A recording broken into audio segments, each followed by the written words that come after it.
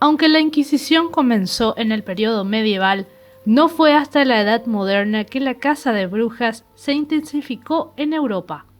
Empezó sus primeros ensayos desquiciados en el siglo XV. En la Inglaterra de Enrique IV, por ejemplo, el Parlamento dictó una ley dirigida específicamente a prohibir la brujería. La ley de Herético Comburendo, aprobada a instancias del arzobispo Thomas Arundel en el año 1401. En esta ley, la hechicería es nombrada como una clase de herejía, que se condenaba con la quema en la hoguera, a menos que los acusados renegaran de sus creencias y se convirtieran al cristianismo. Pero esto no se detuvo allí. En el mandato de la reina Isabel I y en el del rey Jaime I también se amplió cuantiosamente la legislación antibrujas. Aunque la Inquisición no tenía una sucursal en Inglaterra, los procedimientos y castigos eran comparables. Se creía que la mayoría de las brujas eran mujeres porque los cazadores de brujas las consideraban especialmente sensibles a los halagos del diablo. En Europa Central, la tortura infligida a los herejes con sospecha de pactos mágicos o malas conductas sexuales llegó a producir confesiones alocadas por parte de ellos, como que habían volado y sacrificado animales para asistir a asambleas presididas por el propio Satanás, el cual se presentaba en forma de carnero o macho cabrío.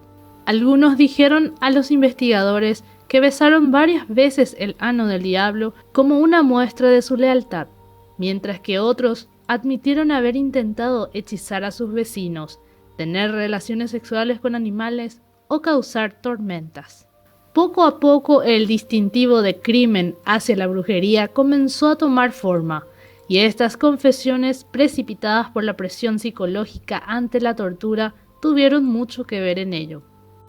Sin embargo, no solo la sugestión hacía estragos entre las sociedades medievales, las acusaciones solían ser las más variadas y caprichosas. De forma extraña, la histeria masiva provocada por la Inquisición generalmente hacía que apareciesen testigos reforzando los cargos presentados.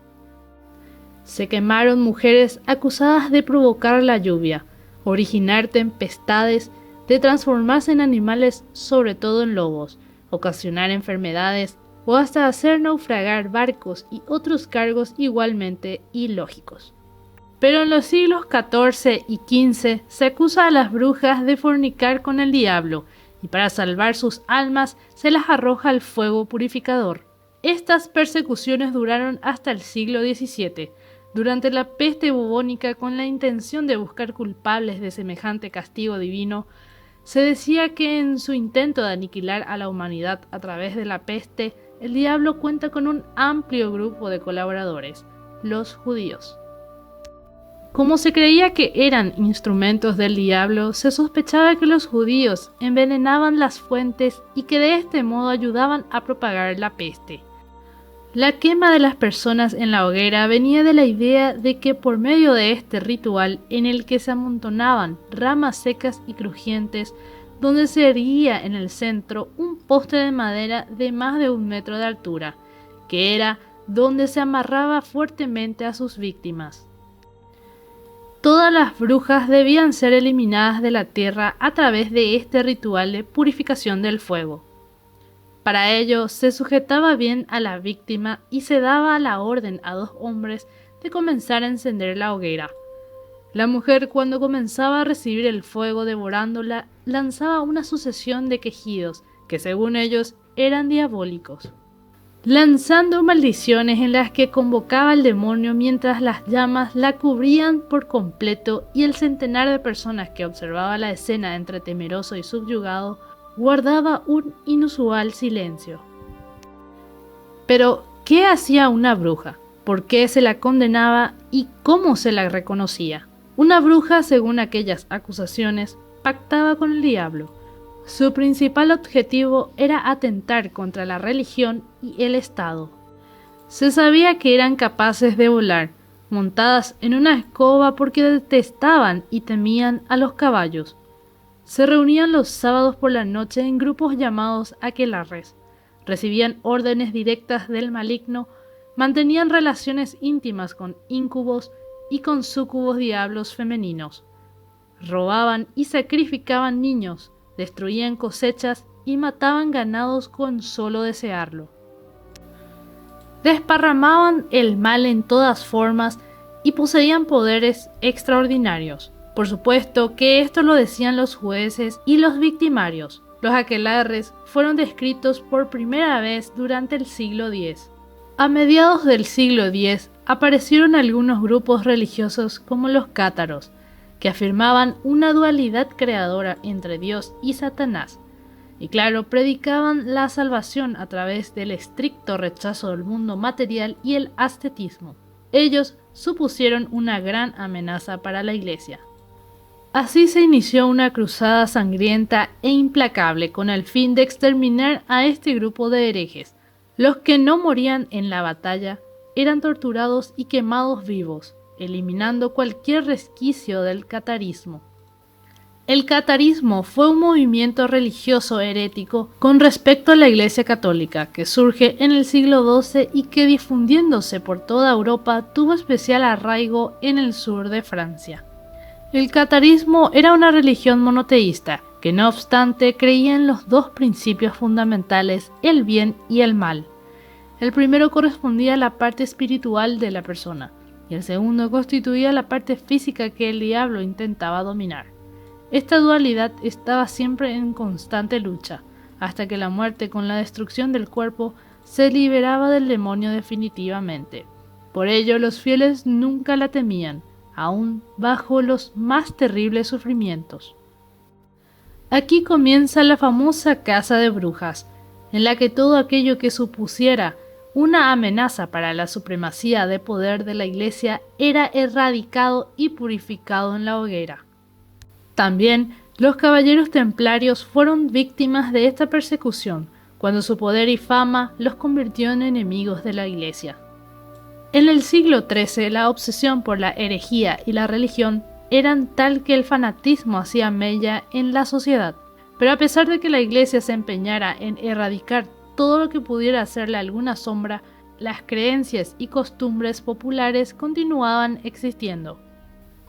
En esta época se llegaron a publicar varios tratados como el Martillo de los Brujos, escrito en 1484 por los frailes dominicos Jacob Springer y Heinrich Kramer. En plena lucha de poder entre catolicismo y protestantismo, las brujas y las prácticas demoníacas aparecían en todos los rincones.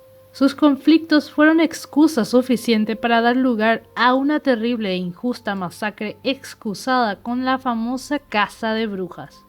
Es realmente curioso cómo a partir del siglo XVI, tras el descubrimiento del Nuevo Mundo y el auge de las conquistas y posteriores colonias, volvió a acudirse a los alquimistas. Se necesitaba oro. Los alquimistas creían que el espíritu y la materia eran uno en la creación. Para ellos, cualquier material podría ser convertido en oro. Tomando el plomo como metal base y mezclándolo con otros, podría ser transformado en mercurio y luego en oro.